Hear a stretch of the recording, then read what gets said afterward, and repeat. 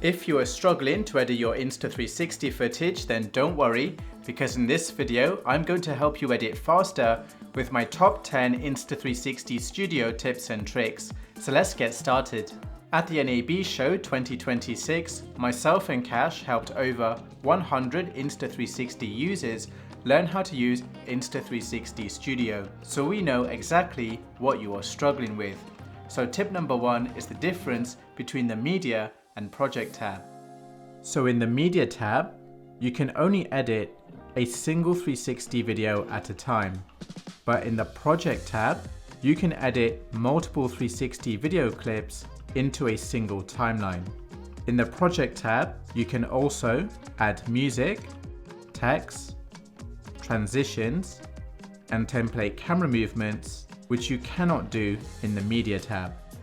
Another key difference between the Media and Project tab is how you trim and split the footage. So in the Media tab, I'm going to choose where I want this video to start. So let's say I want the video to start over here. I will click on the timeline and click the Mark as Start Point button. And this has trimmed the start of the video, so the video starts from here. And if I want to trim the end of the video, I will click where I want the video to end, click Mark Endpoint, and this has trimmed the end of the video. There is no way to split a video down the middle in the Media tab, but you can do this in the Project tab. So let's say, for example, for this video clip, I want to trim the start of the video.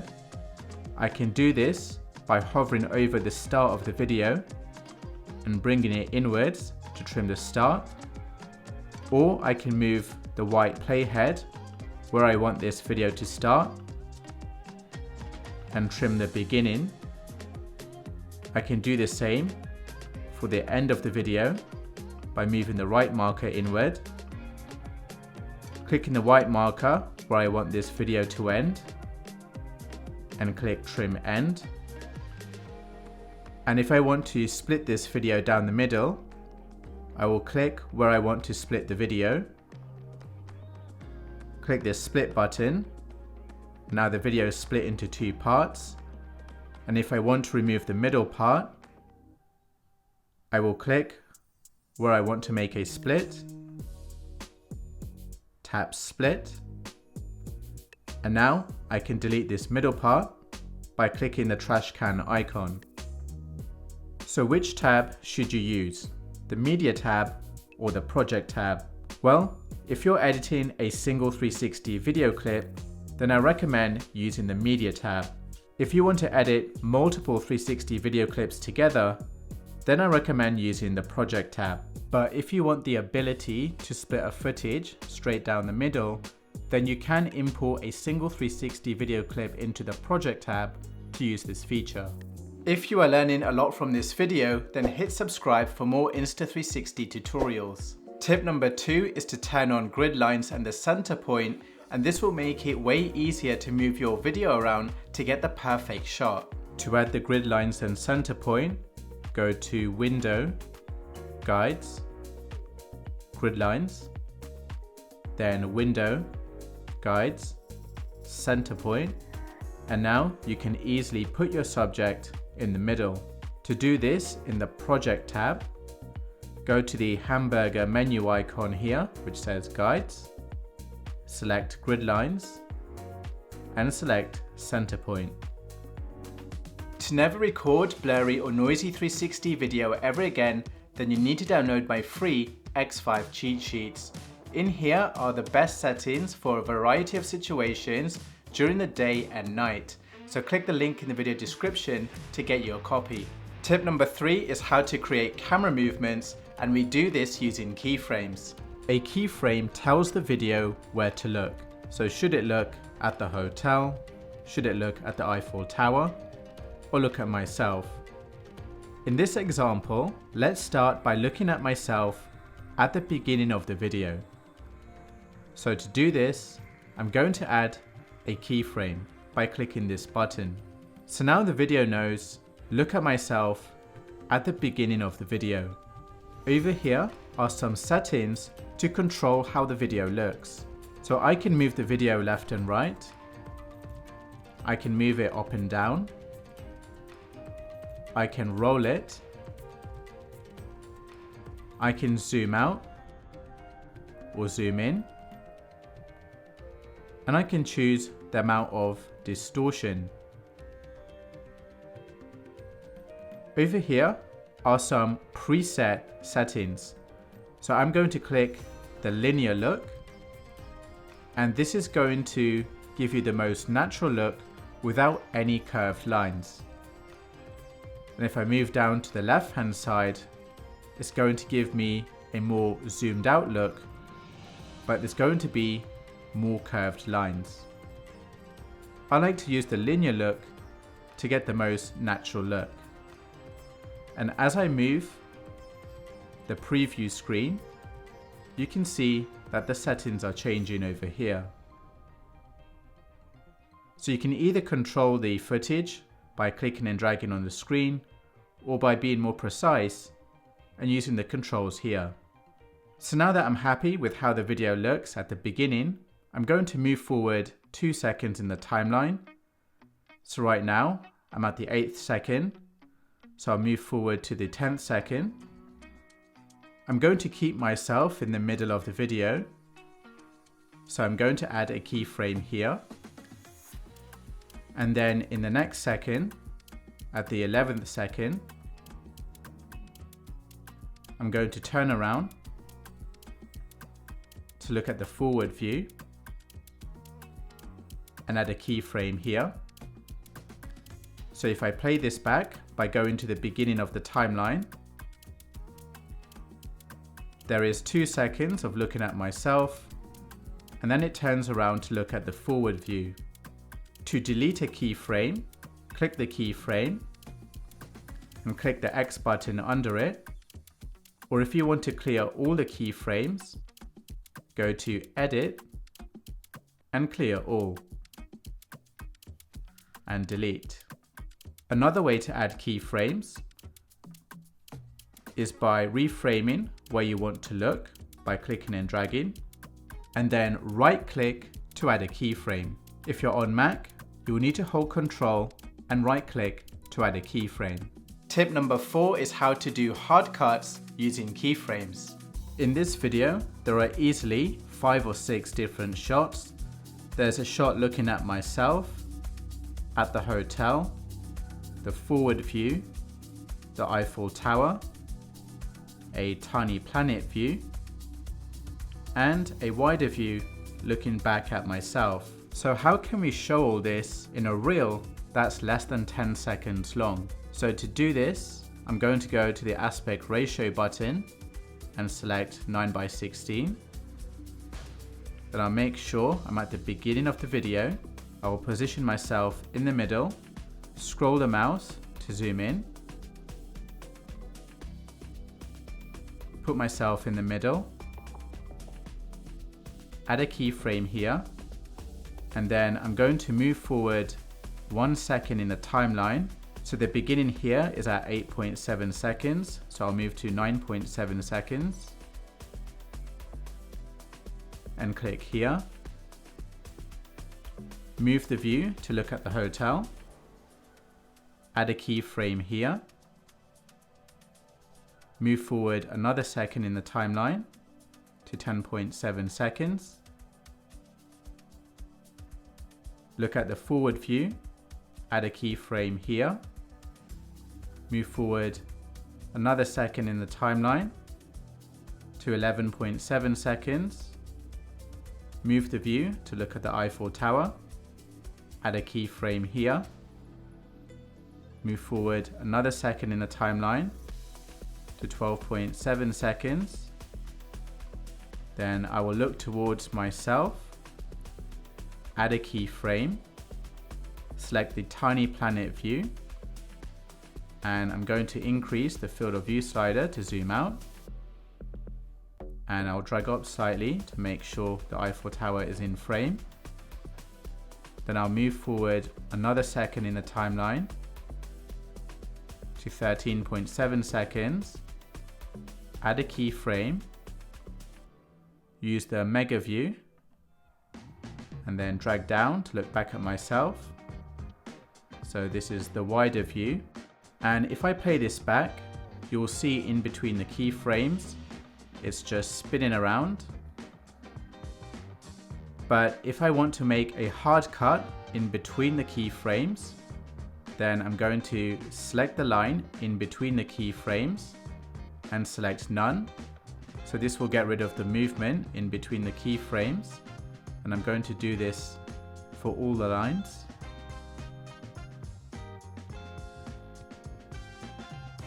And now when I play this back, it looks like they are all different shots. Tip number 5 is clip management, so you can save multiple edits of the same 360 video. Now let's say you want to make a 16:9 version of this video. Do not delete this edit. Instead, go to clip management, duplicate this clip, and then change the aspect ratio of this clip to 16:9. And then you can go through each keyframe and adjust it for the new aspect ratio. So here, I will select Mega View and drag it down to get rid of the curved lines. Then move on to the next keyframe. Start with the Mega View. It's a little bit too zoomed out, so I'll zoom in.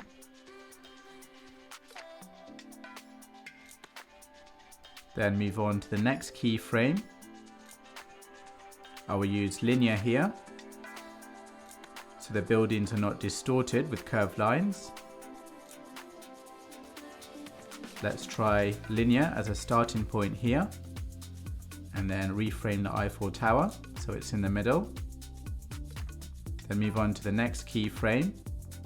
It's too zoomed out, so I'll bring the field of view slider lower, about here. Then move on to the last keyframe. And here I'm going to zoom out, but drag the distortion slider down.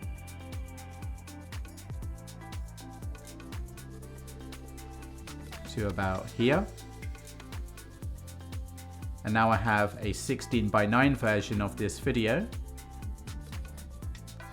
And you can rename this clip to 16:9 and the previous one to 9:16. So now you can easily switch between the two edits and export each one individually and come back to it later if you want to edit it again. Tip number 6 is how to do color grading. To add a color grade, go to the Media Processing tab and toggle the Adjust tab to bring up the color grading options. Now for me personally, I color grade my Insta360 footage in DaVinci Resolve using the Best 360 LUT, but if you want to color grade within Insta360 Studio, then these are the little adjustments that I would make. So first of all, I would increase the shadow slider to make the footage appear brighter to around 30, and then I would increase the color to make it pop on social media. And honestly, that's about it, but feel free to experiment with these options to see what you can come up with. Now, if you want to apply a color grade to multiple footage at once, that's over here, then what you can do is go to Batch Settings, select which effects you want to apply to all the footage. So in this case, I'm going to apply all the color optimization. And if you don't want to apply anything else, you can uncheck them. Then click Next. Then select the footage you want to apply the color grade to. And click Apply in Batches. And now the color grade has been applied to the other footage as well.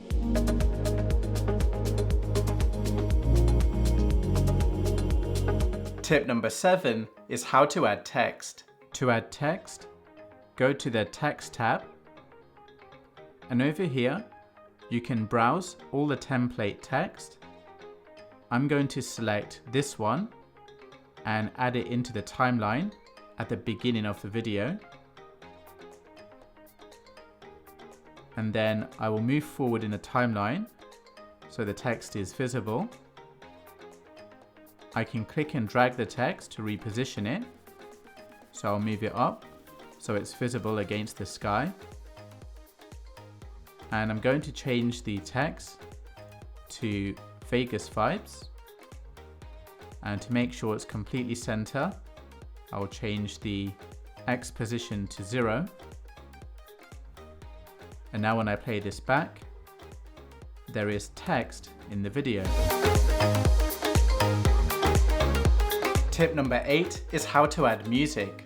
To add music, go to the Music tab, and here you can browse all the different categories of music to find one that you like. I'm going to look in the travel category and select this one called Reeling. And I'm going to add this to the timeline by clicking the plus button. In the timeline, I'm going to start the music when the beat drops over here. So I'm going to click here and trim the start of the music when the beat drops over here, and move the music to the beginning of the timeline. And I'm going to end the music here. So I will click the playhead here, click on the music, click split, and delete the back part. To make sure the music is not sudden at the beginning and end, I'm going to add a slight fade in and fade out.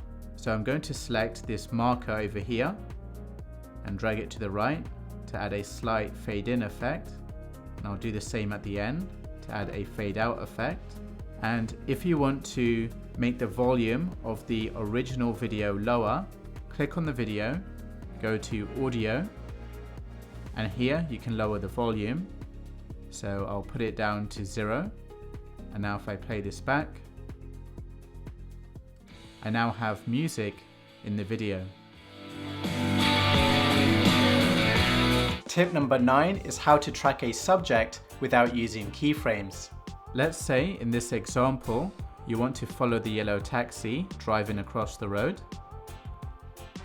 First, I'll go to the beginning of the video, select the tracking icon, draw a box around the subject you want to track, and in this case it's the yellow taxi. Tap Start Tracking, wait for the tracking to finish, or you can click Stop Tracking to stop at any time.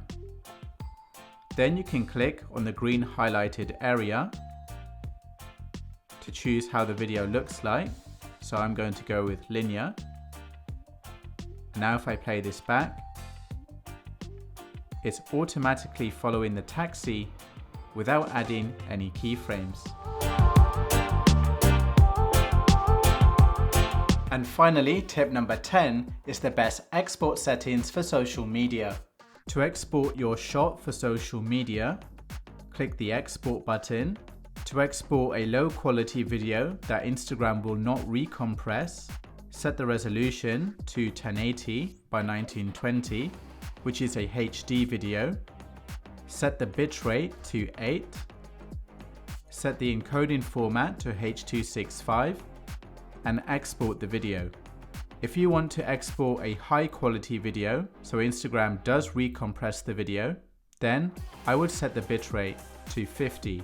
Now, if I'm going to use this shot in a third-party video editor to make a reel, then I would set the resolution to 2160 by 3840, which is a 4K video, set the bitrate to 100 and set the encoding format to H.265 and export the video.